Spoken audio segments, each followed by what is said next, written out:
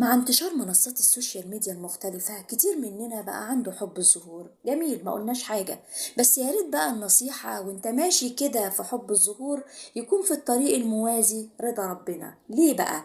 لانك لو مشيت كده من غير الطريق الموازي ده اللي بقولك عليه هتتعرض فيه لثلاث حاجات، وركز فيهم معايا كده عشان تاخد بالك انت رايح على فين.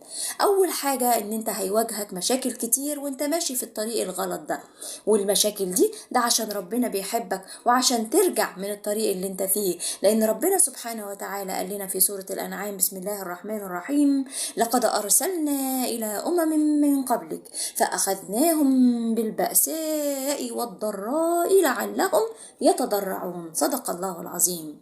يبقى اول حاجة هتواجهك مشاكل. طيب عديت الخطوة ديت وما تأثرتش، خد بالك هتخش على المرحلة التانية وهي قسوة القلب. هيبتدي ان انت تحس بالاكتئاب، ودي برضو حاجة كويسة ان انت تحس بالاكتئاب مع وجود الذنب. دي كده علامة ان ربنا عايزك ترجع تاني.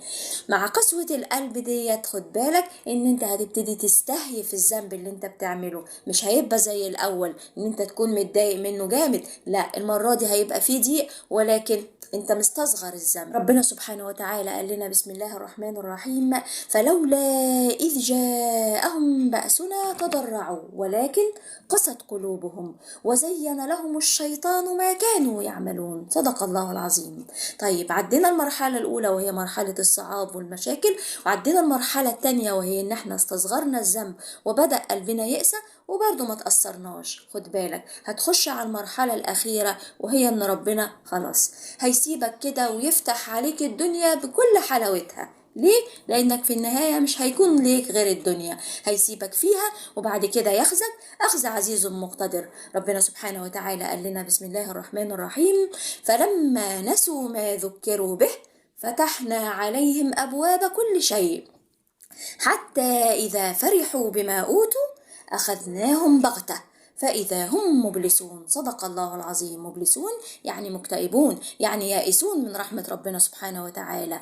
ده كده الطريق اللي انت لو مشيت فيه من غير الطريق الموازي وهو رضا ربنا. طيب لو بقى مشينا في الطريقين مع بعض مع رضا ربنا، خد بالك هتكسب دنيا وآخرة. هتكسب العزة في الدنيا لأن ربنا سبحانه وتعالى قال لنا: بسم الله الرحمن الرحيم: من كان يريد العزة فلله العزة جميعا. صدق الله العظيم. وفي نفس الوقت هتكسب آخرتك لأن ربنا هيكون راضي عنك. خد بالك امشي مع التطور العلمي، امشي مع الظهور، ولكن امشي معاه بالطريق الموازي وهو رضا ربنا عشان تكسب دنيا وآخرة. وليكم الاختيار. والسلام عليكم ورحمة الله وبركاته.